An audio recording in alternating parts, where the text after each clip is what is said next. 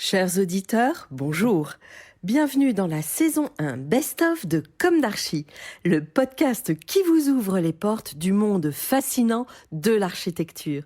Je suis Anne-Charlotte Deponte, je suis multicasquette parce que je suis ancrée dans nos racines avec un doctorat en histoire de l'architecture et une activité d'auteur publiée, parce que je suis ancrée dans l'actualité avec mon agence de com dédiée à l'architecture Charlotte Deponte et parce que je suis préoccupée par l'avenir, bien sûr, m'attachant à valoriser toute démarche percutante en faveur d'un avenir durable. Retrouvons-nous chaque semaine pour comprendre comment l'architecture est fabriquée, comment elle influence considérablement nos vies et la nature. Pour cela, nous interviewons des spécialistes, nous abordons des thèmes différents et nous apprenons à regarder les projets dans leur diversité et leur contexte. Pour vous offrir le meilleur, Philippe Henry, ingénieur son, est aux commandes techniques du podcast. Merci d'être avec moi aujourd'hui et maintenant, place au talent. Bienvenue dans Comme d'Archi. Thème inévitable aujourd'hui, Notre-Dame de Paris, du temps historique au temps dramatique, de la pérennité à la fragilité, du temps élastique aux élasticités structurelles, du temps du savoir au temps de la bêtise, bref, pourvu qu'elle tienne. Le monde, chaque personne réagit avec sa propre sensibilité à la mesure de sa propre culture. Il m'apparaît tout de même effarant cette propension à croire d'emblée que la cathédrale est sauvée. Deux dangers majeurs à mes yeux. Celui purement matériel de la réaction de la structure au choc thermique, à l'humidité, à l'effondrement de la croisée. Deuxième danger, la bêtise humaine, car chacun y va de son ego. Du président, avec tout le respect qu'on lui doit. On rebâtit en 5 ans, ok, mais comment ? À coups de charpente, béton ? Se rend-il compte qu'il rivalise avec des siècles de savoir et une mise en œuvre quand même sur un temps très long ? Du président donc à certains architectes qui croient en savoir beaucoup ou beaucoup trop et se laissent attendrir parfois par la poétique de la ruine, en passant par les grands groupes qui vont financer, l'inquiétude est-ce qu'ils vont avoir l'humilité de ne pas laisser leur technique moderne envahir cette grande dame au point de la défigurer ? Comment vont être arbitrés les débats au temps où l'on cumule la superficialité, le manque de savoir à coups d'annonces médiatiques, plus idiotes les unes que les autres. Alors, nous sommes 3 historiens de l'architecture autour de la table. Bonjour Alexandre Gady. Bonjour. Et merci beaucoup de témoigner dans cette émission. Et bonjour Marc Lecoeur. Bonjour. Je vous laisse à tour de rôle vous présenter, Alexandre. Écoutez, j'enseigne depuis quelques années maintenant l'histoire de l'architecture dans différents lieux, à la Sorbonne, qui est aujourd'hui le poste que j'occupe de professeur d'histoire de l'art moderne, et puis également à l'école de Chaillot, où sont formés les architectes du patrimoine, et à l'école fédérale polytechnique de Lausanne, où là, ce sont des ingénieurs, mais qui ont dans leur parcours des humanités. Cette grande école. Voilà, une magnifique école, une magnifique institution suisse. Marc. Bonjour, je suis moi-même historien de l'architecture et j'enseigne cette discipline à des futurs architectes à l'école spéciale d'architecture à Paris. Merci. Alors Alexandre, on vous voit beaucoup sur les médias, on vous entend beaucoup. Donc télévision principalement, un peu de radio. La radio vous a invité à témoigner sur Notre-Dame ? Oui, je dois dire que j'ai perdu un tout petit peu le contrôle de ma vie et que j'ai succédé de plateau de télé en plateau radio sans toujours bien comprendre avec qui je parlais et peut-être à la fin de quoi je parlais. Mais enfin, a priori, on parlait de Notre-Dame et j'ai été frappé, évidemment, comme d'habitude, par la folie médiatique. On comprend mieux quand on vit ce genre d'expérience à une toute petite échelle comme celle d'un scientifique, ce que peut être la vie des personnalités politiques, et on comprend mieux aussi quelquefois pourquoi ils finissent par dire n'importe quoi dans certaines émissions, parce que c'est peut-être la 40e. En tout cas, voilà, c'est une expérience que je souhaite à personne. Mais c'était peut-être important quand même que sur ces plateaux, il n'y ait pas que des journalistes et des hommes politiques. Ce sont 2 catégories de population très respectables. Mais c'est vrai qu'on est dans une époque où on n'aime pas beaucoup les experts, où on a toujours l'impression que ces experts veulent confisquer les choses. Et je suis aussi le président d'une association nationale de défense du patrimoine. Et c'était bien aussi, je crois, qu'on entende un peu la société civile. non pas qu'on ait une grosse concurrence des autorités, parce que par exemple le ministère de la Culture, qui devrait être en première ligne, n'est pas très présent, je trouve, médiatiquement depuis la catastrophe, pour ne rien dire de l'architecte en chef qui a disparu de la circulation. Et donc ça, c'est un peu problématique. Et donc j'essaye aussi de porter une parole un peu citoyenne de quelqu'un qui s'est engagé depuis pas mal d'années dans la défense du patrimoine. Alors, ces grandes annonces médiatiques, 5 ans, commençons par le temps. Là, je dois dire qu'il y a eu un assez beau moment d'émotion dans l'immédiateté qui a suivi le drame, qui était, bon, on a tous été évidemment sidérés, bouleversés. Et puis, j'en parlais autour de moi et les gens ressentent la même chose. Depuis hier, il y a quelque chose qui a vrillé. Et là, on est parti, évidemment, dans autre chose qui est le temps politique, qui est le temps des déclarations plus ou moins contrôlées. Et là, je suis un tout petit peu plus inquiet. J'étais triste et maintenant, je suis aussi un peu inquiet parce que le président de la République a dit cette chose terrible. Comment, alors qu'il y a encore peut-être des endroits qui ne sont pas totalement sécurisés, même sur le plan du feu, qu'il y a l'eau qui a gorgé toutes les maçonneries de la cathédrale, qu'il y a le grand pignon nord qui est sans doute en train de se déverser, qu'il y a des parties de sculptures qui vont être détruites tout simplement parce qu'elles ne tiennent plus. Comment peut-il dire nous allons rebâtir en 5 ans? Alors, Madame Hidalgo était encore plus claire. C'est les Jeux Olympiques de 2024. Quel rapport, hein? Évidemment, on imagine que ça ne fait pas bien dans le tableau qu'il y a un parapluie sur Notre-Dame. Mais enfin, de quoi parle-t-on? On parle d'une cathédrale bientôt millénaire et on l'apparie à des Jeux Olympiques, une manifestation qui va durer quelques semaines à l'été 24. C'est complètement invraisemblable. Et puis ensuite, cette deuxième morceau de phrase encore plus incroyable, encore plus belle qu'elle était. Et ça, on retrouve l'hubris du président Macron, cette espèce de démesure absolument ridicule, alors que, objectivement, après le drame, un peu d'humilité, parce que nous n'avons même pas été capables de conserver ce trésor. Parce que c'est la première chose qu'on pourrait se dire, c'est quand même qu'on n'a pas été capable de conserver ce trésor, malgré tous les systèmes de sécurité, malgré toutes les procédures, malgré le ministère de la Culture et la Direction générale des patrimoines, malgré les budgets successifs, malgré le mécénat qu'on a sollicité depuis plus de 2 ans. Finalement, la cathédrale brûle en plein cœur de la ville qui est la capitale touristique mondiale par excellence, la capitale de la 6e puissance économique du monde. On se dit vraiment un peu d'humilité pour commencer. Oui, hein. oui. Et peut-être que ça témoigne de la fragilité du monde dans lequel on vit. Oui, je crois que, comme tous les événements, on peut y lire, ça fait le prisme de ce que nous sommes et ce que nous sommes peut-être devenus. En tout cas, ça m'a frappé. Et puis ensuite, une deuxième annonce du Premier ministre. Alors d'abord, entachée d'une grave erreur historique, c'est quand même problématique, parce que bon, pourquoi agir dans l'urgence? Il déclare qu'il n'y a jamais eu de flèche à Notre-Dame avant Viollet-le-Duc. Donc, grave erreur. Il y avait une flèche, évidemment, au XIIIe siècle, qui a été abattue à la Révolution française. Donc, une déclaration qui n'était pas utile. Je peux comprendre que M. Philippe soit pas historien. Il n'a pas le temps de venir écouter nos brillants cours. Voilà, c'est comme ça. Mais en l'occurrence, qui ne parle pas de ça, puis on n'en parle plus. Et ensuite, cette phrase terrible, nous allons faire un concours international pour une flèche contemporaine. Alors, moi, j'ai rien du tout contre ce principe. Je crois même que c'est une vraie porte de réflexion. Mais en revanche, si on fait un concours international, ça veut dire qu'on passe par-dessus les procédures classiques, on passe par-dessus la commission ex-supérieure des monuments historiques devenue Commission nationale du patrimoine et de l'architecture. Et donc, on va se trouver avec des stars architectes qui vont faire des propositions sans doute assez extravagantes ou assez extraordinaires selon le point de vue qu'on adoptera. Et on sera ensuite coincé jusqu'à ce que quelqu'un rajoute, ou alors on fera à l'identique la flèche qui a disparu. Alors pourquoi faire un concours à ce moment-là, vous voyez?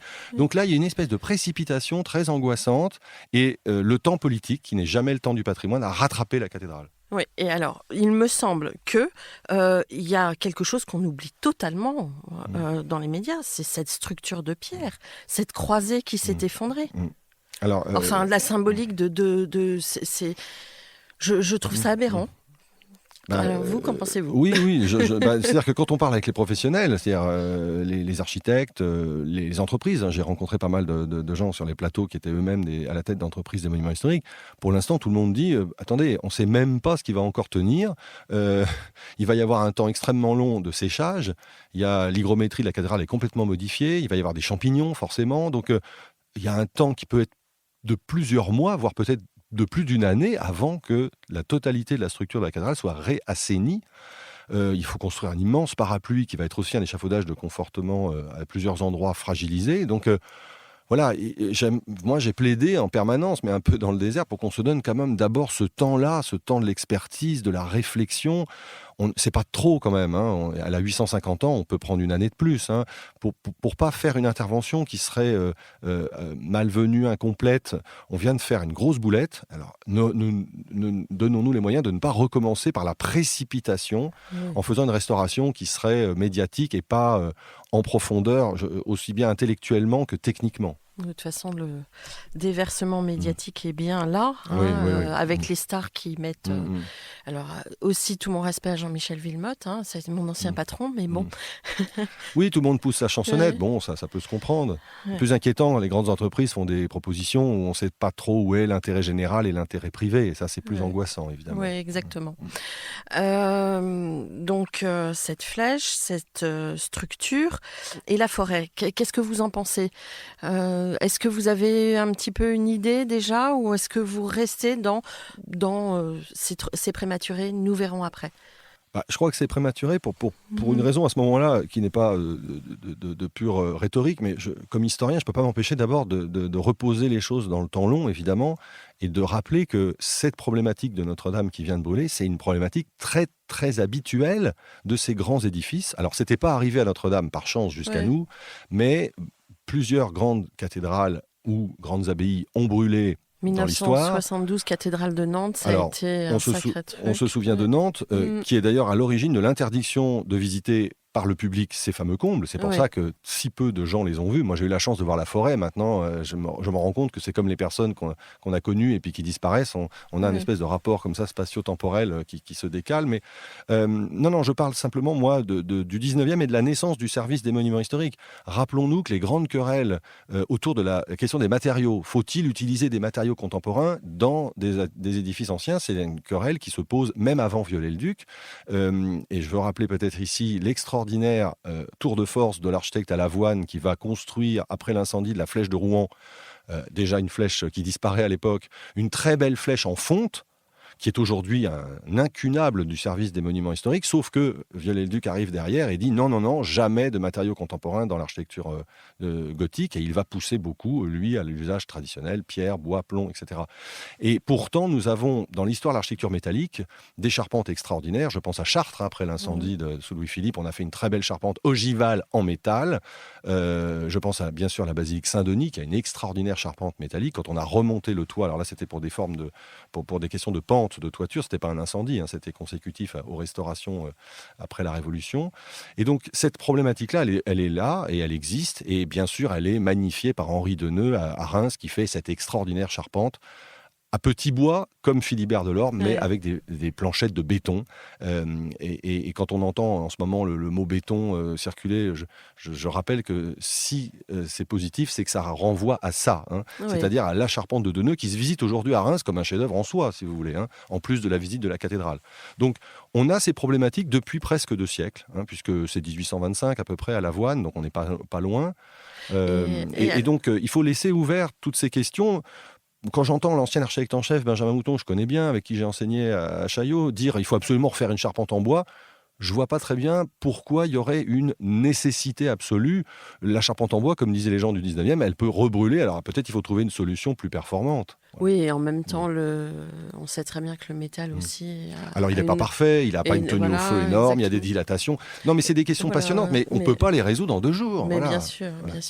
Et alors, que pensez-vous de cette manière que l'on a en France, de la manière du concours d'architecture, alors sur ces bâtiments historiques, alors qu'on sait qu'en Allemagne, il y a un suivi, comme à Strasbourg d'ailleurs, de l'œuvre, et que finalement, la restauration de l'œuvre est faite par des gens qui connaissent. Enfin, c'est comme si la cathédrale de Strasbourg était la mère c'est l'œuvre Notre-Dame Absolument. qui s'en occupe. Oui, voilà. oui. Alors ça, c'est vrai que les Allemands ont gardé ce système issu complètement des chantiers du Moyen-Âge. Et le système français est effectivement culturellement et structurellement très, très différent. Ce qui m'inquiète un peu dans le concours, je vous dirais, c'est comme membre de la commission des monuments historiques, donc commission nationale aujourd'hui du patrimoine et de l'architecture, parce qu'elle a perdu son beau nom lors de la loi de 2016, c'est que le principe du concours, il est problématique, parce qu'une fois que le concours est remporté par quelqu'un, ça lui ouvre des droits. Et lorsque ce projet est soumis à la commission pour approbation, c'est normalement la règle, puisque c'est une commission consultative placée auprès du ministre pour l'éclairer dans ses décisions. Il peut d'ailleurs ne pas la suivre, c'est seulement consultatif. Cette commission question, on lui dit, voilà, vous allez examiner le projet de Monsieur X, ou de Madame Y, mais vous ne pouvez pas tellement le changer, parce que si vous le changez, ça ouvre des droits de recours à ceux qui ont perdu le concours, les deuxièmes, troisièmes, etc. Et donc, c'est extrêmement difficile. Ça veut dire que du coup, il faudrait que la commission soit saisie plutôt en amont et dise oui à une flèche contemporaine, à telle hauteur, avec telle largeur, avec tel type de décor. Mais si on dit un cahier des charges aussi précis, c'est plus intéressant pour Franck Guéry de faire le malin, par exemple, si c'est un concours international. Donc on tourne en rond. Et c'est cette formule du concours, elle court-circuite, sans mauvais jeu de mots, elle court-circuite complètement les procédures et elle empêche une réflexion collective.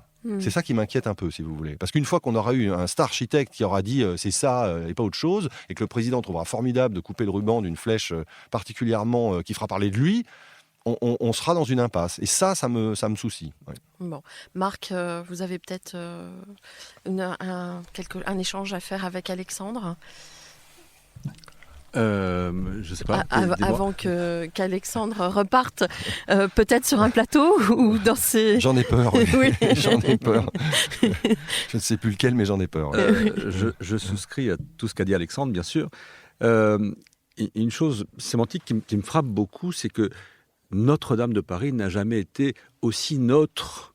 C'est-à-dire que j'ai très très fort ce sentiment-là que c'est un patrimoine qui est un patrimoine qui, comme tous les patrimoines, les grands patrimoines, est un patrimoine collectif. Et qu'il y a depuis quelques heures ou depuis 24 heures une forme de, en quelque sorte, privatisation, ou du moins que certains s'accaparent ce patrimoine qui n'est pas seulement le patrimoine des Parisiens, qui n'est pas seulement le patrimoine aussi des catholiques, qui est le patrimoine des Parisiens, des Français et du monde entier. Et ça, c'est une chose qui m'a beaucoup, beaucoup frappé dans l'émotion qui nous a tous saisis lundi soir. C'est que l'émotion était internationale. C'est-à-dire que cette émotion-là était d'un ordre analogue à celle que, toute proportion gardée, que nous avons vécue en 2001, par exemple, que nous avons vécu en 2015 avec le 24 septembre, que nous avons vécu le 11 septembre, que nous avons vécu en 2015 avec les événements dramatiques qu'on a connus à Paris. C'est-à-dire que ce sont des événements qui ne sont pas parfaitement comparables, assurément, bien sûr, le caractère dramatique n'est pas comparable, mais l'émotion, le saisissement, la sidération, littéralement la sidération qui nous a saisis, d'assister en direct dans les médias du monde entier, et en direct pour les Parisiens. Moi, j'ai vu de loin, depuis un étage élevé, au-dessus des toits de Paris, le toit de Notre-Dame en feu, avec la flèche qui était comme sortie de l'enfer, qui était une sorte de flèche dans les flammes, qui était un spectacle effroyable, qui était une chose qui était d'une violence symbolique absolument affreuse, et que cette sidération-là, qui a saisi le monde entier, témoignait bien que c'était Notre-Dame. C'était Notre-Dame. Notre-Dame. Et que, effectivement, depuis 24 heures, ce qui est absolument déroutant, c'est que Notre-Dame n'est pas vraiment Notre-Dame. C'est-à-dire qu'il y a une forme d'accaparement par certains, alors les politiques, les architectes, enfin tout le monde... Accaparement et récupération, très nettement. Et récupération. Il y a des élections qui se profilent, enfin il y a plein de choses qui font que... et qui fait que finalement, on est en train de nier en quelque sorte cette émotion internationale qui devrait, elle aussi, être respectée. Alexandre. Oui, je suis complètement d'accord. Cette récupération, alors on sait que c'est l'ordre des choses, et en même temps, c'est vrai que là, après ce qui s'est passé, c'est presque insoutenable, c'est presque insane. Et moi, je suis vraiment très, très préoccupé par cette modification. Ça s'est fait insensiblement en quelques heures. Hein. Et là, tout le monde a vu tout d'un coup un gâteau. Hein, voilà. Exactement, c'est terrible. Voilà, parce que ça ajoute à la tristesse, ça rend les choses tellement lourdes. Oui, exactement. Ça alourdit les choses, et ça nous rappelle qu'on est à l'inverse du message que porte Notre-Dame, qui est un message d'amour et qui est un message d'humilité. Hein, parce que le bâtisseur de cathédrale, il est rien face à son Dieu, il est rien face à sa Vierge, et il pose sa toute petite pierre. On lui dit « Qu'est-ce que tu fais ?» Je pose une pierre. « Qu'est-ce que tu fais ?» Je pose une pierre. Et la quatrième fois, il dit « Je construis la cathédrale. » Voilà. Donc, on est très très loin de cette humilité, et c'est un peu dommage parce que ça fait partie du patrimoine. Il n'y a pas que les pierres, le bois, le plomb, il y a aussi cette densité-là de l'occupation humaine de la prière, de tout ce que les gens ont projeté, croyants ou pas, sur ces murs. Et là, c'est effacé complètement en ce moment par une sorte de business médiatico-politique et un tout petit peu angoissant. Marc, vous vouliez rebondir ? Oui, parce que ce qui est très frappant aussi, me semble-t-il, c'est qu'il n'y a pas de conscience de ça. C'est-à-dire qu'on est dans une époque où tout va tellement vite et où la communication a pris le pas sur tellement de choses qu'on ne se rend même pas compte. C'est-à-dire, je ne crois pas qu'il y ait une forme de cynisme, en quelque sorte, dans cette récupération. Je pense que c'est quelque chose de tout à fait, à la fois sans doute involontaire et inconscient. Lundi soir, par exemple, j'étais très frappé. Évidemment, j'allume ma télévision, je comprends qu'il se passe des choses. Puis le ciel de Paris était envahi de telle fumée. Enfin, donc je regarde sur BFM et je vois les images de Notre-Dame et je vois malgré tout un débat qui était organisé sur ce qu'allait dire le président Macron à 8 heures. Et donc des gens qui discouraient et en même temps on avait une incrustation de cette image en direct du toit de Notre-Dame qui flambait et je me disais mais il y a une sorte d'inconscience, c'est-à-dire de ne pas comprendre à cet instant-là dès le début que peut-être que la priorité n'était pas la priorité du président qui allait s'exprimer, qui est importante évidemment, mais qu'on était peut-être en train de vivre en direct quelque chose d'un désastre patrimonial, d'un monument emblématique millénaire, quasiment millénaire, et que peut-être qu'il fallait juste remettre les choses dans leur priorité temporelle en quelque sorte, et il a fallu de très très très longues minutes avant que les médias, les journalistes, ceux qui faisaient ces débats, comprennent que finalement peut-être que l'actualité immédiate et dans le monde entier, c'était Notre-Dame et qu'il fallait arrêter de regarder le président aujourd'hui qui est là pour 5 ans, Notre-Dame elle est là depuis 800 ans, de renverser les priorités et de considérer quand même ce qui était dans l'esprit de tout le monde. C'est-à-dire que plus personne ne pensait à Macron que les journalistes à la télévision, ce qui était assez déroutant. Évidemment, tout le monde ne regardait que l'image en incrustation avec sidération. Alexandre ? Oui, c'est juste. Et dans cette difficulté de remettre les choses dans la bonne priorité, moi j'ai été frappé par un autre glissement sémantique qui me dérange depuis le début et qui est malheureusement maintenant gravé dans le marbre parce que c'est le nom du site pour les dons. C'est la question de rebâtir Notre-Dame. Oui, alors... C'est pas le bon mot. Ça, c'est vraiment problématique parce que si on doit la rebâtir, c'est que malheureusement, elle est par terre. Or, heureusement, elle ne l'est pas quand même. Il faut pas exagérer. Donc là aussi, on grossit énormément à partir d'un mot qui n'est pas bon, un phénomène qu'on connaît, qui est plutôt la restauration, la restitution, etc. Mais certainement pas rebâtir Notre-Dame.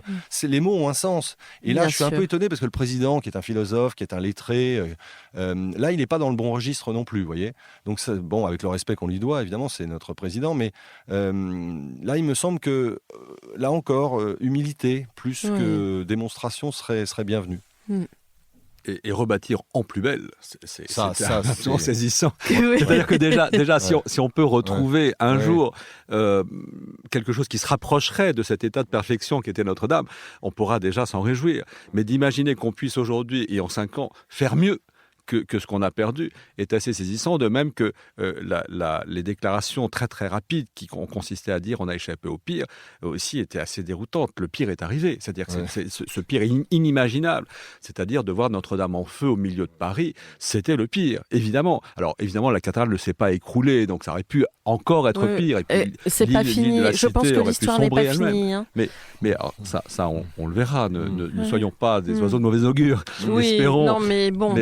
Mais cette idée que, comment dire, cette sorte d'optimisme, de méthode Coué, puis cette idée qui consiste à dire on va surmonter l'obstacle, la résilience, on fera encore mieux que ce qu'on a perdu, etc., est assez déroutant parce que l'émotion est là et ce qu'on a perdu est perdu à jamais. Si on doit reconstruire à l'identique, ainsi que le suggère Benjamin Mouton, cette forêt que constituait la charpente de Notre-Dame, ce ne sera plus jamais ce qui a brûlé. Ce qui a brûlé n'existe plus.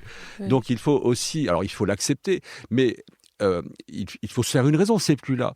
Mais comment dire, vouloir s'auto-convaincre que c'est plus là, mais on va le refaire et ça va revivre et tout va bien et Yukaidi, Yukaida. Voilà, c'est très enfantin finalement. C'est étonnamment une sorte de formule magique qui qui est aussi parfaitement déplacée. Ouais. Acceptons que le pire ou Il y une a un forme deuil de à pire faire. est arrivé. Ouais. C'était une chose absolument inconcevable qu'un monument pareil puisse disparaître au moins en partie. Et puis encore une fois, il ne faut pas séparer les conséquences de cet événement aussi des images de l'incendie. C'est-à-dire qu'il y a aussi cette violence-là. Jamais on n'aurait imaginé de notre vie à tous, et d'historiens, mais pas que d'historiens, jamais on n'a imaginé voir ce spectacle terrifiant, de voir Notre-Dame en feu.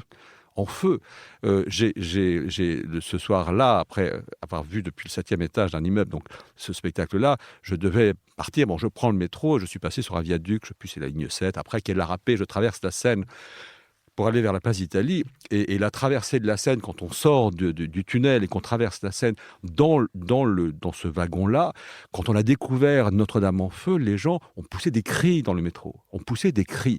Et ça a été un moment... tout le monde était sur BFM, sur les smartphones. Donc il y a ceux qui savaient déjà, il y a ceux qui ne savaient pas encore dans la rame. Et puis tout le monde a été... avec ce métro qui avançait et au loin Notre-Dame en feu, le spectacle était absolument affreux. C'était un spectacle d'une violence et d'une émotion considérable. Ça fait partie aussi, me semble-t-il, de cet événement-là qui est en quelque sorte nié par les politiques, les médias, etc., qui veulent absolument nous convaincre que ça va, tout va bien, tout est sous contrôle, ce sera vite réparé, c'est pas très grave, on fera mieux encore, le pire a été évité. Et puis voilà, et puis bientôt on l'aura oublié. Non, c'est un événement patrimonial absolument majeur. Alexandre, oui, c'est vrai, il y a ce temps-là qui a été écrasé. J'étais frappé, par exemple, que personne ne dise simplement, écoutez, voilà, on a failli, on s'est trompé, on a fait une erreur. Pardon pour ce monument, pardon pour tous ceux qui l'aimaient, pardon pour l'histoire.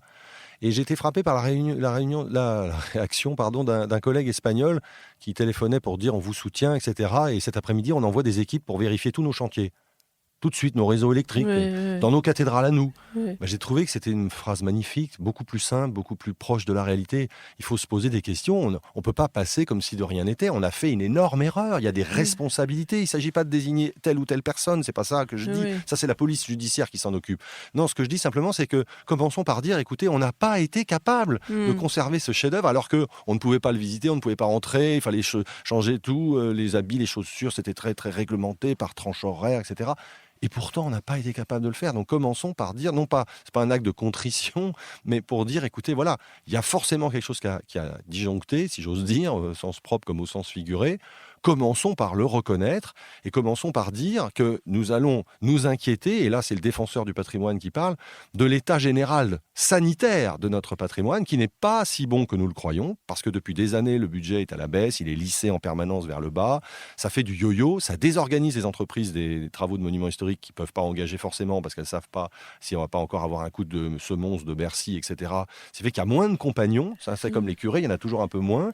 Alors on nous dit il y aura des centaines de compagnons à Notre-Dame. Ah bon ? Mais ils seront pris où ? Et ils seront on déshabillera Pierre pour habiller Paul ? Les autres chantiers existent aussi. Et si Franck Guéry s'y met, ce ne seront pas des compagnons. Bah écoutez, j'en sais rien, mais en tout cas, c'est vraiment très problématique. Donc là aussi, oui, vous avez proposé tout à l'heure le terme d'enfantin. Il y a chez le président de la République, ce qui m'a toujours frappé chez lui, une immense intelligence et une très grande immaturité. Il y a ce côté enfantin, la tour de Lego est tombée, on va la reconstruire. Oui, et puis là, cette arrogance qui l'a quand même mené à une situation de crise profonde.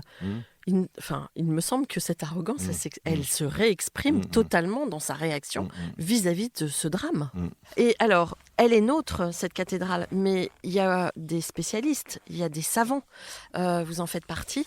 Je trouve qu'avant de prendre la parole, etc., peut-être faisons confiance et rappelons les compétences. Marc Lecoeur, qu'auriez-vous à ajouter qui vous tient particulièrement à cœur ? Une chose qui me frappe beaucoup, dans l'école spéciale d'architecture où j'enseigne donc à de futurs architectes, c'est l'émotion qui a saisi aussi les étudiants. Des étudiants qui ont 17-18 ans, quand ils rentrent à l'école, ont, je crois, tous été très, très, très bouleversés par ce qu'ils ont vu. En tout cas, beaucoup m'en ont fait part. Soit le soir même, au moment des événements, ou en me contactant, en m'envoyant des messages et en me disant voilà, on voulait partager avec vous notre émotion.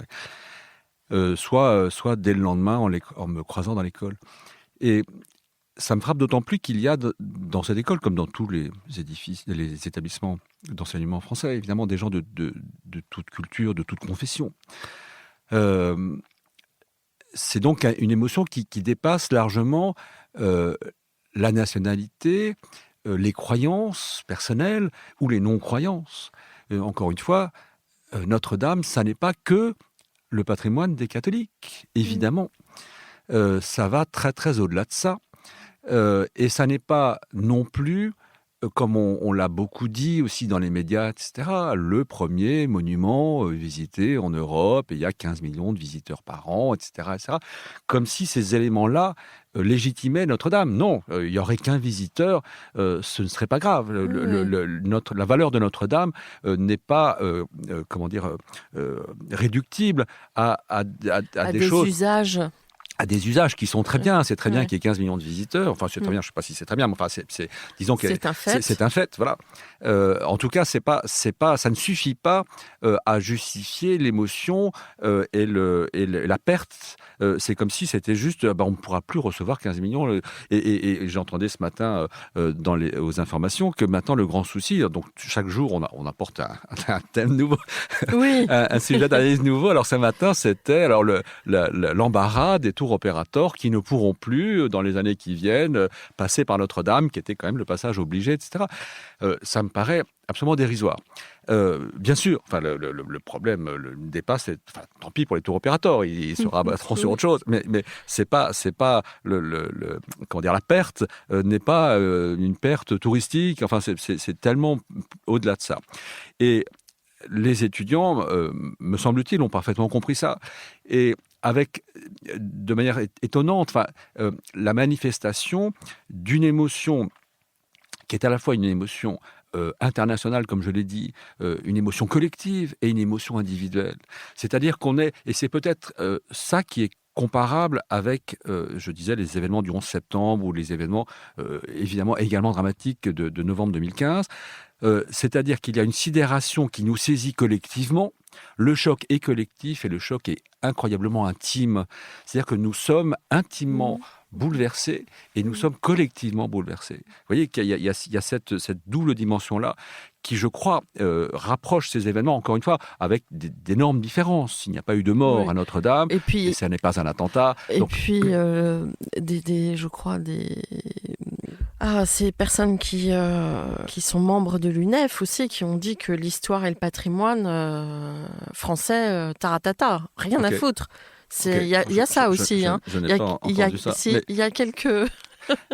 Ah bon, c'est assez déroutant. Mais alors j'expliquais justement aux étudiants, parce que si vous voulez, ensuite, un événement comme ça se passe, qui touche donc tout le monde de manière universelle, et c'est tout le monde et c'est le monde entier. C'est les deux. Il importe évidemment, surtout dans ma position, si vous voulez, quand vous enseignez l'architecture, l'histoire de l'architecture dans une école d'architecture, je ne peux pas faire comme si rien ne s'était passé. Il faut bien que j'intervienne. C'est-à-dire que, et je sentais bien qu'il y avait de la part des étudiants une sorte de demande de ça.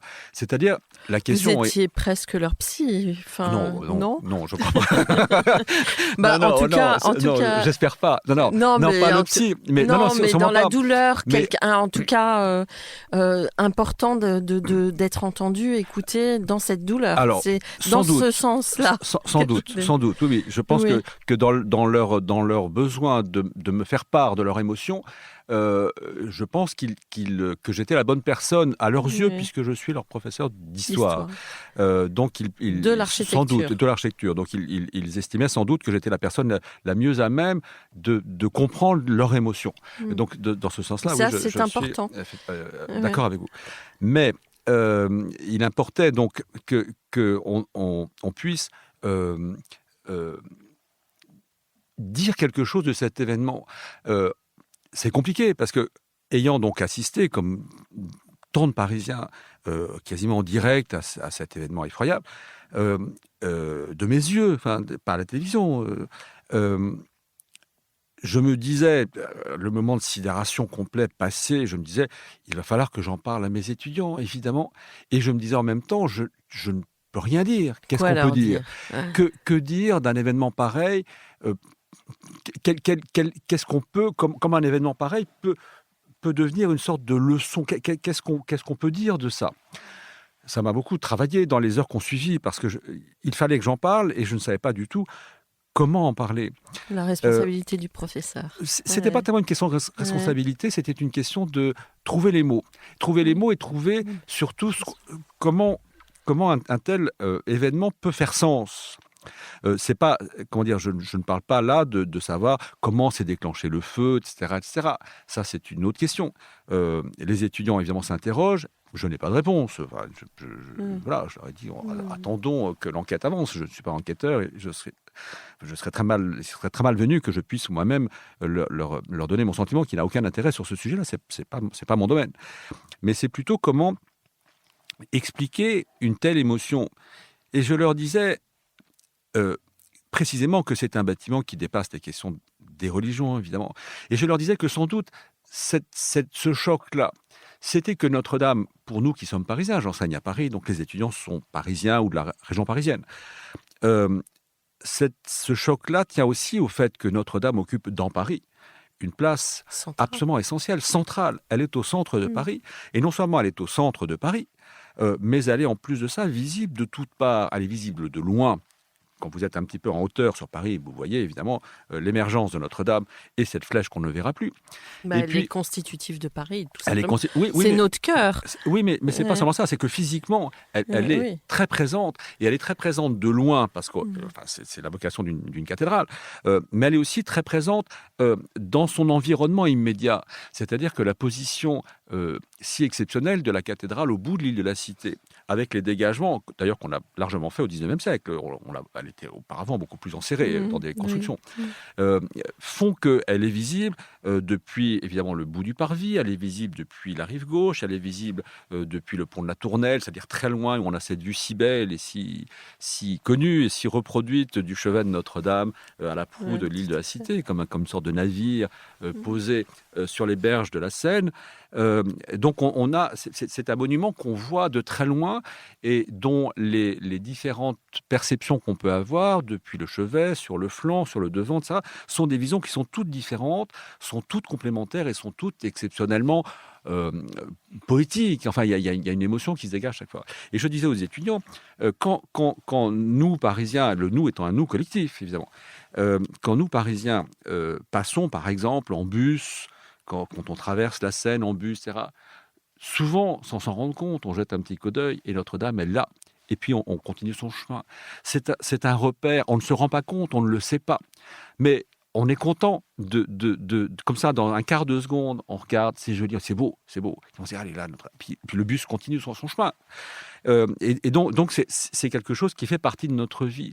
Et donc, le choc, c'est de se dire, mais on a failli perdre ça. C'est-à-dire cette émotion-là, elle est beaucoup plus accessible, si vous voulez, que n'est la Tour Eiffel, qui est décentrée. La Tour Eiffel, on la voit de loin parce qu'elle est très haute, mais on a moins cette intimité avec le monument que Notre-Dame, devant laquelle on passe très souvent, d'un côté, de l'autre. Enfin, il y a toujours un moment dans la journée ou dans la semaine où on voit les tours, la flèche, hélas, plus maintenant. Et puis alors, c'est un bâtiment qui s'étale, une œuvre qui s'étale à l'horizontale, Absolument. ce qui est assez rare, qui est gigantesque finalement. Elle peut faire petite de loin, mais elle est gigantesque. Elle est gigantesque et précisément cette horizontalité si belle de Notre-Dame, je ne vais pas vous... Comment dire, tout le monde connaît les qualités architecturales exceptionnelles de la cathédrale, de l'extérieur, de l'intérieur. Eh bien, figurez-vous que je ne sais pas, parce qu'on a tellement peu parlé justement de la structure et de la pierre, et que je ne sais pas si tout le monde... Alors peut-être que ce sera l'occasion de la regarder vraiment. C'est-à-dire qu'au lieu de la voir du coin de l'œil en passant devant, peut-être que pour la première fois, les gens vont vraiment la regarder. Mais vous voyez, une autre source d'émotion très forte, une autre raison de ma très grande émotion, mais qui est une émotion, encore une fois, qui a été partagée universellement, ce lundi soir, était liée au fait que quand je commence mon cours d'histoire aux étudiants, c'est un cours que je mène sur 1 an et demi, dans la séance introductive où je leur expose pendant 2 heures pourquoi l'histoire. Pourquoi l'histoire est importante à connaître, à comprendre, à apprécier pour de futurs architectes. Ça ne va pas de soi. On pourrait se dire, après tout, et d'ailleurs beaucoup d'architectes l'ont dit, peut-être le disent encore, du passé faisons table rase. La connaissance du patrimoine ou une trop grande sensibilité au patrimoine est un frein à la création contemporaine, ce que je ne crois pas du tout. Mais Au contraire. de toute façon, l'actualité, quand on fait un bâtiment aujourd'hui, à partir du moment où il est livré, il a son histoire commence. Il est dans l'histoire. Donc le patrimoine, c'est quelque chose de vivant. Et c'est comme un cœur qui bat en permanence. Absolument. C'est-à-dire qu'il faut avoir la conscience du temps. Et le présent n'est pas un temps arrêté. Le présent est un temps qui est bouge. un instant. C'est un instant qui voilà. Et puis je ne crois pas qu'on fasse de grandes choses sans mémoire. De toute manière, les plus grands architectes, même du XXe siècle, les plus radicaux, avaient une culture et une connaissance du patrimoine extraordinaire.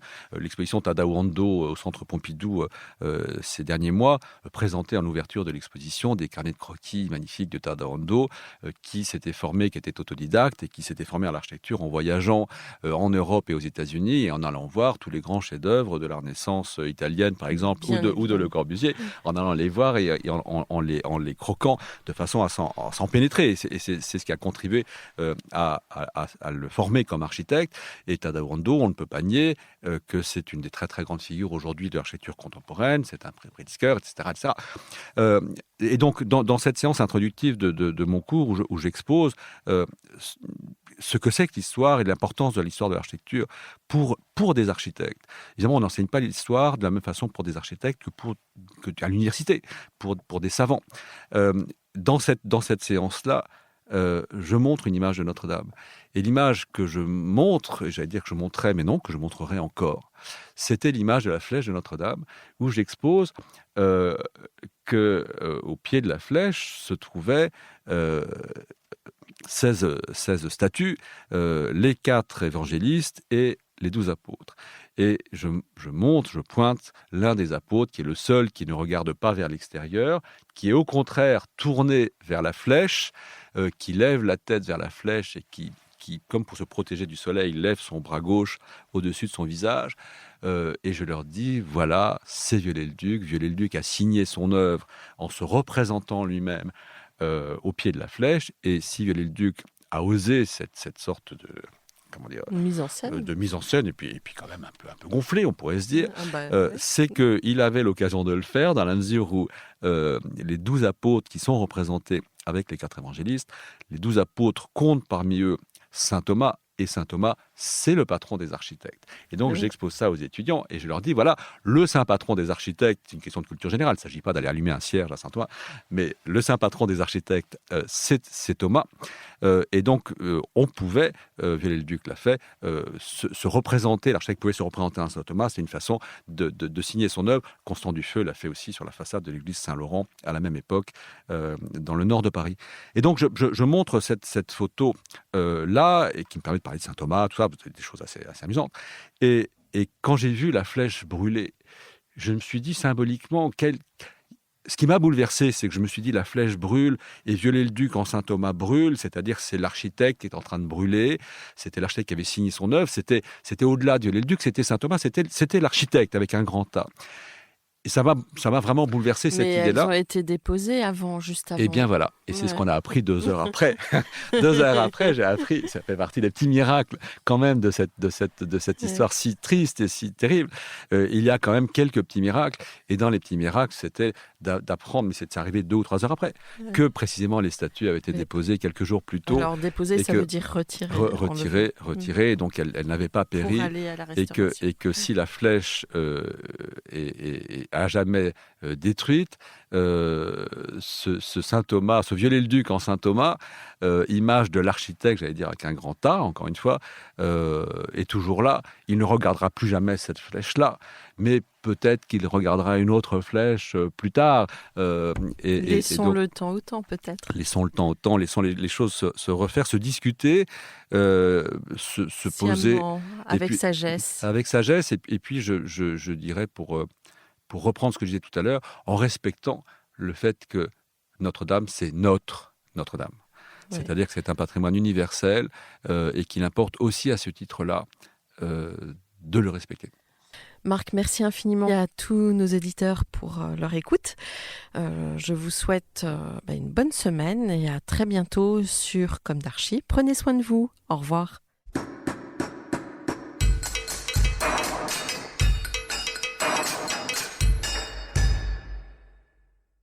Chers auditeurs, merci pour votre écoute. N'oubliez pas de retrouver nos sujets en avant-première sur Instagram à l'adresse Comme d'Archi Podcast, COMDARCHI Podcast.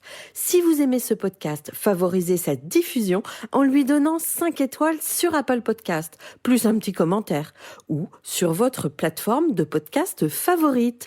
Et surtout, abonnez-vous pour écouter tous nos épisodes gratuitement. À bientôt et d'ici là, prenez soin de vous.